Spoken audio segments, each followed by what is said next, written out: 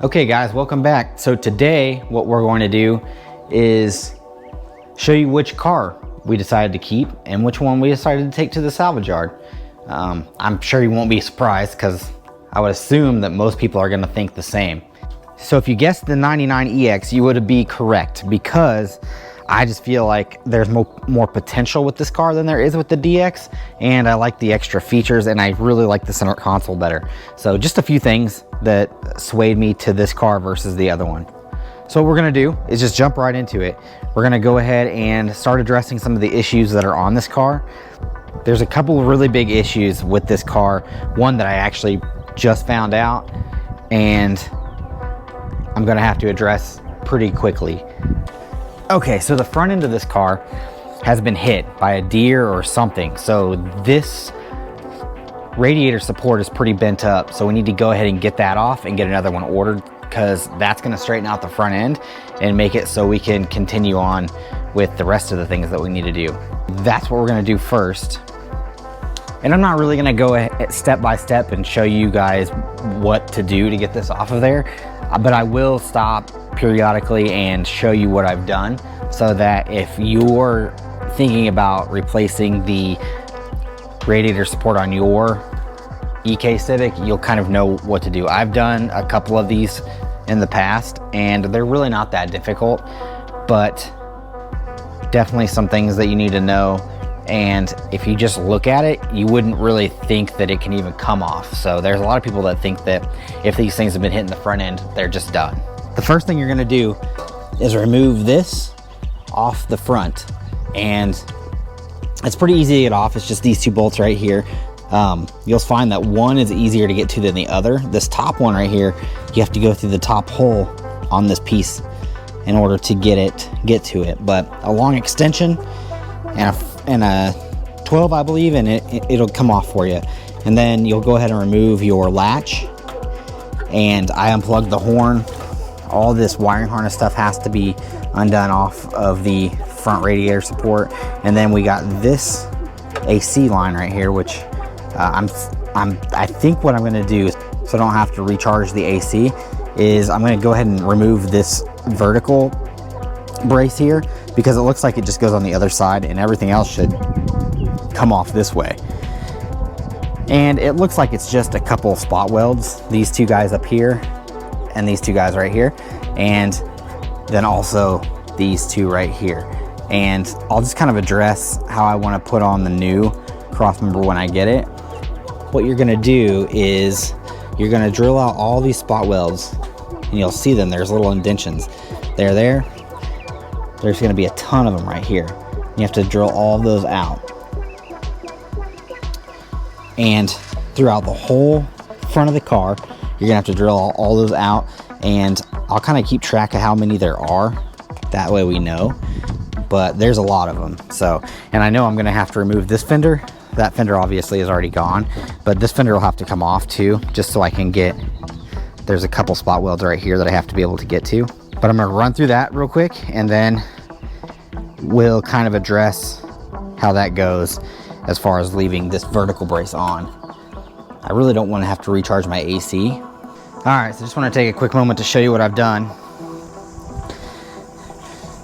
So I went ahead and took my grinder, and after taking these two spot welds out, I went ahead and cut this piece right here off. Obviously, since we're not reusing this, we can be however we want with this one.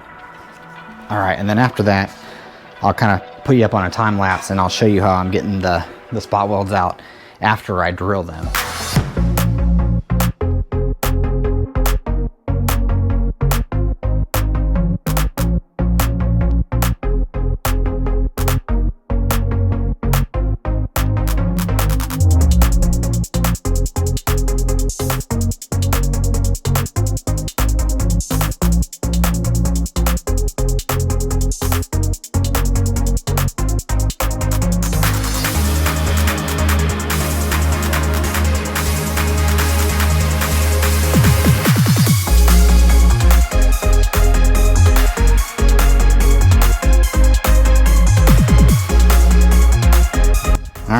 And that's basically how you do it. this side's loose. You're just gonna do the same thing to that side. Guys, it's not fun. It's not a fun job to do, but it's not impossible. And it looks like there's 2, 4, 6, 7, 8, 9, 10, 11, 12, 13, maybe 14 spot welds on the front, and then 2 up here, and it should come out.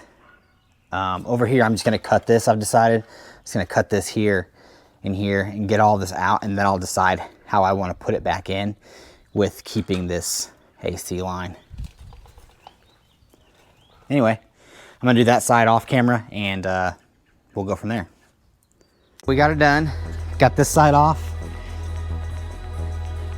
There actually is one more small spot weld right here that you want to make sure that you remember.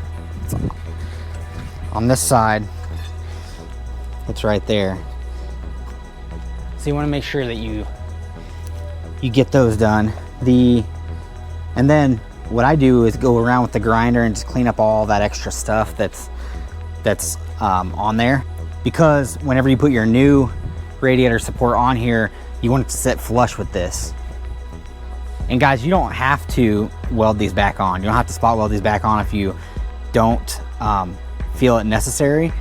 And I don't normally put them back on with spot welds. I'll just bolt them back on, because basically these 2 bolts that you took out right here, whenever you put that cross member back on, will hold that bracing on there. And you can drill some holes up here and mount the top sturdy.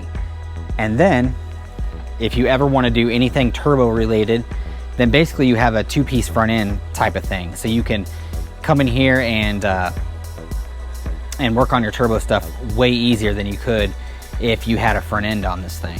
And it's pretty easy to just unbolt this guy to get it off. Now this, I'm probably going to try to put on the other side of the radiator support so that it's easier to get the radiator support off. But this is the pile of stuff that I took off, and I'm not polite to it. I just cut it up. And get it off there however I can. It's not gonna be reused, so there's no real reason to be nice to it at all.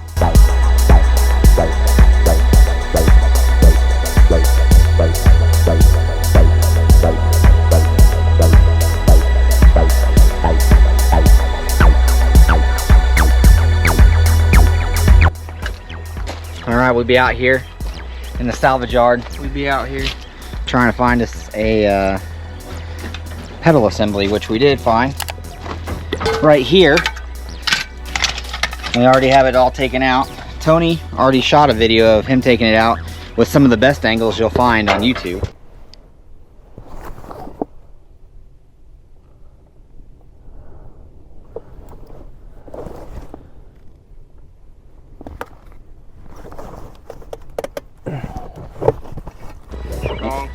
What? No, I kept knocking the camera over. It was cold. My jacket was big. It's a way nicer day today. Oh, today's great. Today's a way nicer day. I came out here in the winter. My hood was just knocking the camera over left and right. It was horrible. It was a rough day for him, but he did get his pedal assembly, and now I have my pedal assembly.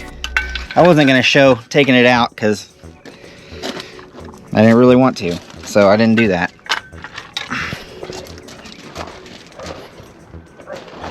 Need to upgrade to the DeWalt backpack. It's fire. Maybe. The DeWalt backpack. Alright, so done with that. If you guys are wondering how much a 5-speed pedal assembly is in the great state of Missouri, it's $43.45 without any clutch lines. Tony, however, paid $70 for his setup. But I got the lines. And he got lines. So I don't know if it was the lines or if it was just difference in time or what, but or the guy could have rang it up different too. It was the same guy. But yeah, he could have rang it up different. Yeah. I don't know. It's either just, way, hit or miss every day, you know? You just never know, man.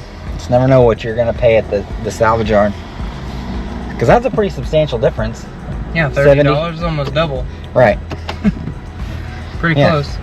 So now we're going to go to another one, and what we're looking for is a rear trailing arms from what? An Integra or an EGEX. Gotcha. For the Civic. We're looking for disc brakes in the back. Yeah.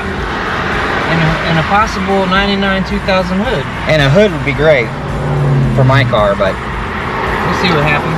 I'm hopeful, but not very confident. All right, after a long day of some serious salvage yard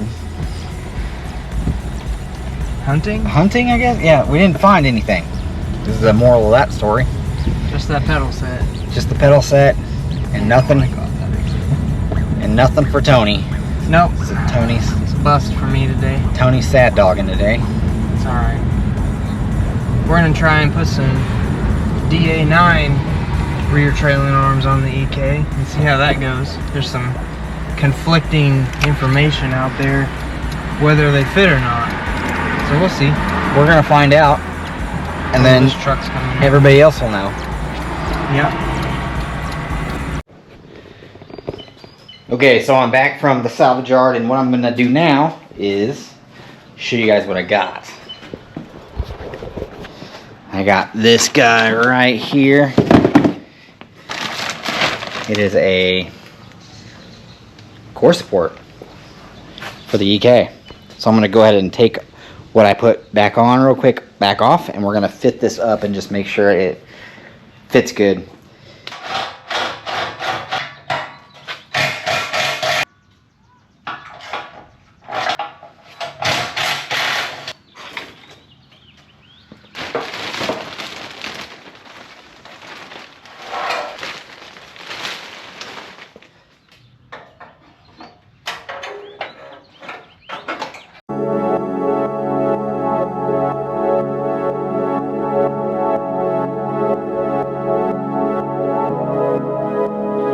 So it looks like when I removed it, I may have bent these bottom parts out. So I'm gonna take a sledgehammer and just kind of beat those back in. So this will set more flush. We just need to make sure that, if you can see, there's a gap here, and you don't want that gap. So there's no gap down here, so I can maybe take this piece down here, beat it back a little bit so it'll sit more flush.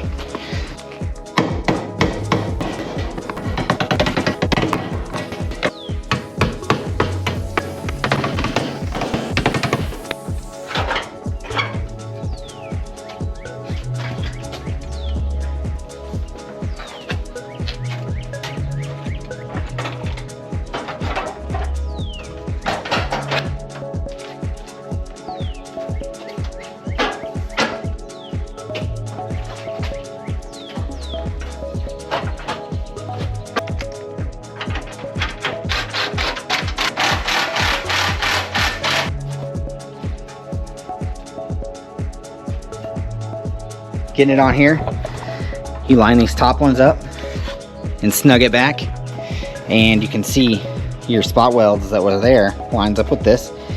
And what I'm going to probably do is end up drilling a hole here through here so that I can just bolt this whole front end on, and if I need to take it off, I can take it back off too, and this will slide up underneath there.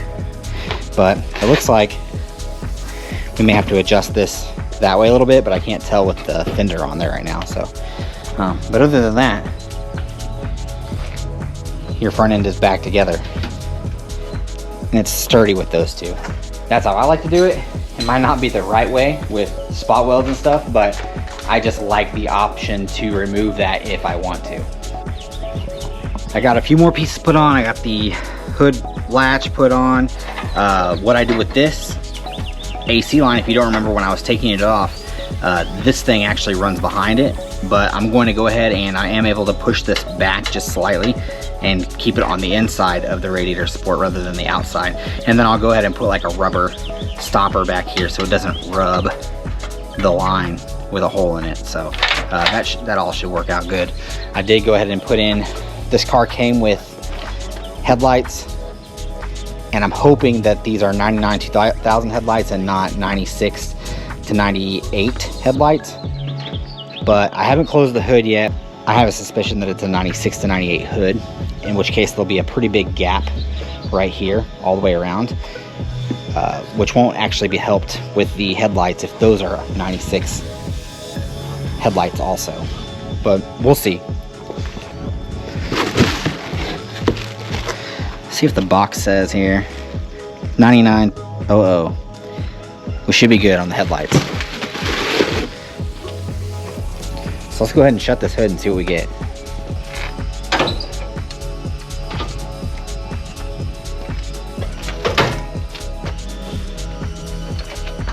So if you look right here, the gap that you get, and you can tell because it doesn't even line up to the fender right here. 96 to 98 hoods are slightly shorter, which leaves a pretty big gap here, and the 99 2000 grill won't fit either. So this hood is wrong, but it doesn't really matter because the hood's damaged anyways. That's some of the reason that I went to the salvage yard today in order to find one, but as you saw, there was no good hoods. But I am happy that I got the radiator support on there and that it does seem to fit. That's actually going to do it for the video today. We did, over the span of the last week, get the dash out and repair the leaks in the dash. Also, there was leaks in the trunk of the car, which we needed to repair. We also got the front end radiator support fixed because they had hit a deer and it needed to be replaced also. So anyways, we're making good progress on the EK. If you like this content, go ahead and click the subscribe, like, and maybe leave a comment, and stay tuned because there's plenty of more EK content between me and Tony coming at you. Anyway, keep chasing those bills, guys.